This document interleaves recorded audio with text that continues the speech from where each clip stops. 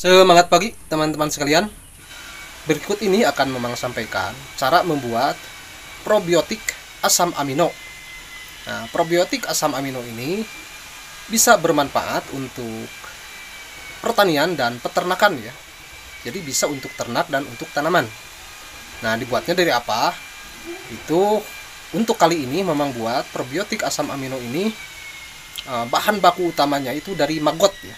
Maggot BSF, Black Soldier Fly atau lalat tentara hitam.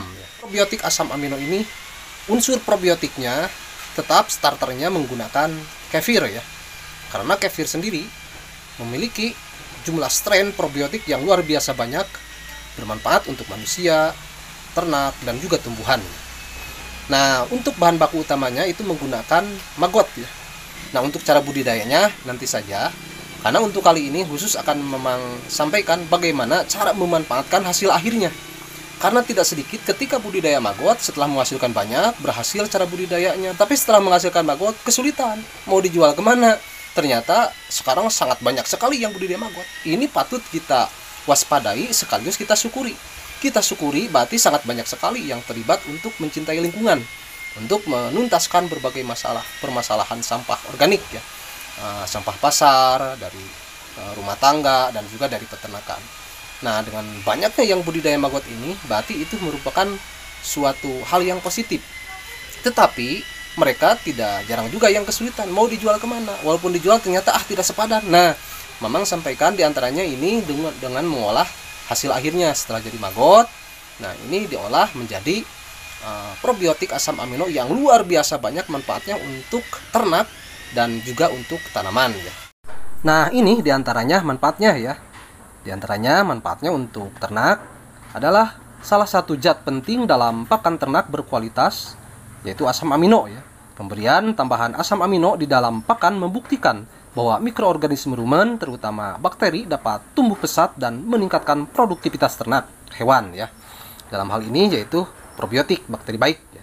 Kemudian kalau untuk tanaman, yaitu tanaman dengan kandungan asam amino yang mencukupi akan membentuk ekstrak pektin di antara dinding sel sehingga lebih keras dan tahan serangan hama.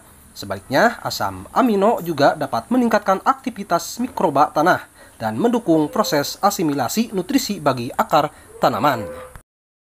Dan ini contohnya ya, sudah memang uji sampling untuk satu ekor kambing perah. Biasanya pemerahan sore dapat 800 ml dan pagi dapat 1200 ml, jadi sehari itu 2 liter.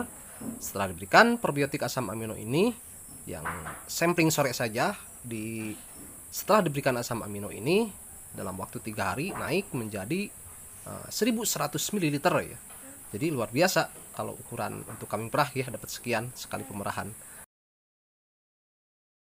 Baiklah teman-teman sekalian, kita ikuti saja bagaimana cara membuatnya. Probiotik asam amino dari bahan baku utama maggot BSF sebagai berikut.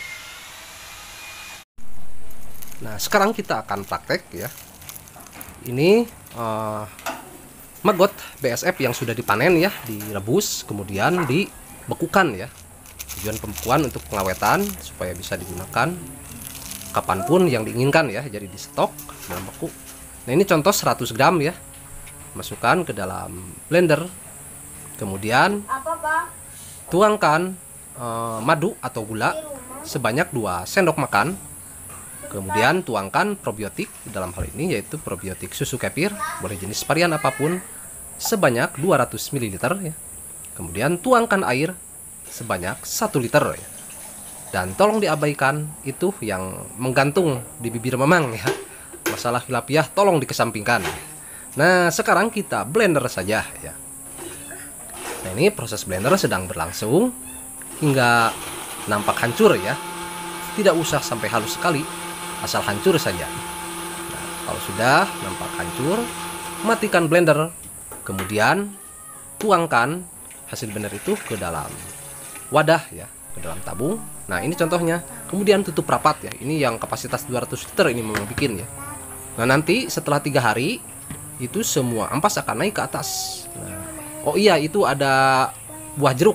Itu memang gunakan jeruk secukupnya saja untuk menekan aroma ya. Nanti biar aromanya jadi sedap ya dengan penambahan jeruk itu. Boleh daunnya atau jeruknya. Nah, nanti setelah 3 hari bisa dibuka, dipanen ya, dibuka saja kerannya. Nah, sambil disaring ya, pakai saringan. Dibuka keran sambil disaring, masukkanlah ke wadah-wadah dan bisa diaplikasikan. Nah, dibukanya di sini di keran. Jadi ketika dibuka keran pasti ada ampas yang ikut terbawa juga, disaring saja. Kemudian baru dimasukkan ke wadah. Lantas, bagaimana cara aplikasinya? Contoh misalnya kalau di peternakan kambing perah mama, ini digunakan diaplikasikan pada ampas tahu ya. Jadi dicampur ampas tahunya, misalkan untuk 1 ekor itu 1 piring penuh sekitar 1-2 kilo sekali pemberian. Sekali kan 2 kali pemberian, pagi dan sore. Nah, ampas tahu sendiri memang tinggi proteinnya ya, itu sekitar 20% ya.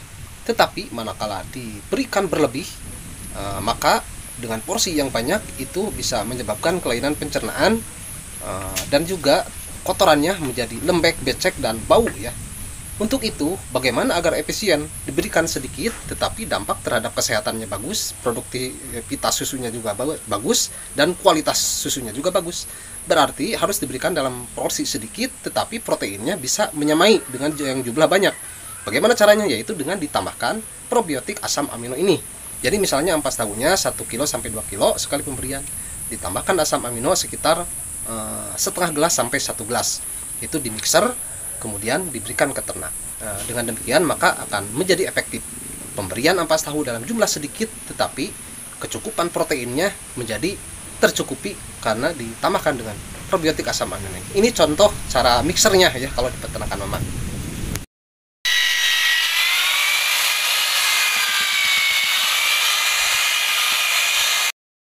Dan kalau untuk aplikasi ke tanaman, itu bisa dicampur dengan air ya. Misalnya air 10 liter, tambahkan probiotik asam amino ini sebanyak 1 liter.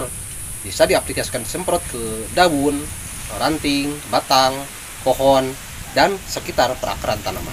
Nah, demikianlah teman-teman sekalian, bagaimana cara membuat probiotik asam amino dengan bahan baku utama dari Maggot BSF yang sangat bermanfaat, banyak manfaatnya untuk pertanian dan peternakan.